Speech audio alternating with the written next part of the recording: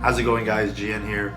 It is 11:30 in the evening. I couldn't sleep, so I popped in the Ryan Hoover project's hard drive and I came into a tutorial between Ryan Hoover and Daniel Shaw. Really interesting concepts. Let me know what you guys think. I think it's pretty airtight. Leave a comment below. If you want to learn more about Daniel Shaw, please visit shawstrategies.com and more about Ryan Hoover at ryanhooverfdf.com. Enjoy the video. Thank you guys very much for watching.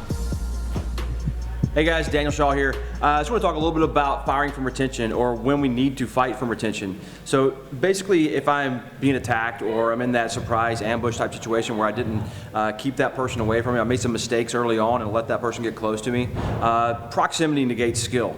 It doesn't matter how awesome I am, how much I train with this gun, all those different things. If I let some unskilled, untrained person get close to me with a sharpened screwdriver, it doesn't matter how awesome I am at smoking targets with a tight group at 25 yards. I made a mistake, and that sheer proximity of him basically takes away all the skill that I have. It doesn't really matter. And all he needs to do is that, and he wins. I need to be able to fight in this situation. So we see a lot of defensive cases where people are on the ground, getting pummeled, getting beat. Deadly force is being used against them. They're striking their head while their head is in contact with the ground. They need to fight back. They may be on their back. You may be standing. You may be somewhere clenched up and scuffling with a person and need to use that gun. It's not always this on the range where we practice. Stick your hand out, jab the target, block, draw the gun, and shoot, that kind of thing. It tends to be a lot more situations out there where we may need to fire from retention.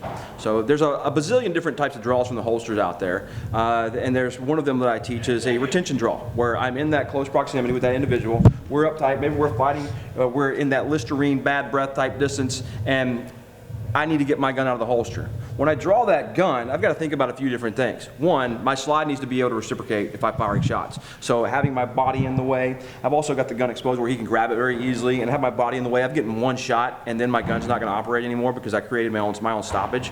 So instead, when I bring that gun up, I want to go straight out and defend away from him if I can.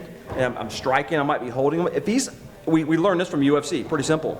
If I've got a big, strong guy that's got knockout power, or maybe he doesn't, but if I get hit right in the right button hard enough, I'm down. So instead of me trying to create distance like a lot of people talk about all the time, I might be bringing him in here so he can't really hurt me, and we're fighting over this gun, and now he can't get good, strong knockout power, and then I can draw that gun and use it.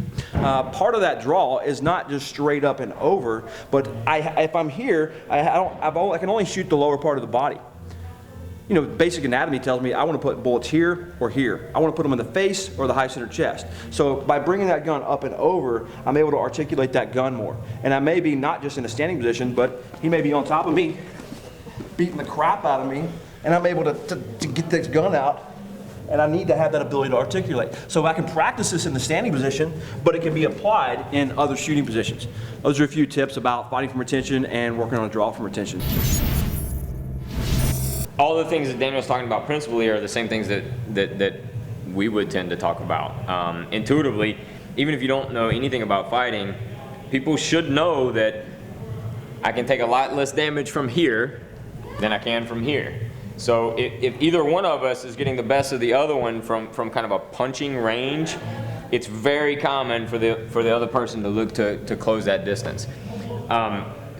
For me, on a kind of defensive standpoint, if I'm dealing with somebody with a handgun, or not really, I'm looking to get outside the guy's elbows, not stay in front of him. Daniel's talking about being able to put shots on target, kind of big center mass kind of stuff, and I'm looking to not give him that, right? I don't want to stand right in front of somebody. So if I'm looking to close that distance, and I'm looking to engage, whether I know he's armed or not, I'm not doing it from this position to where I stay very square with him.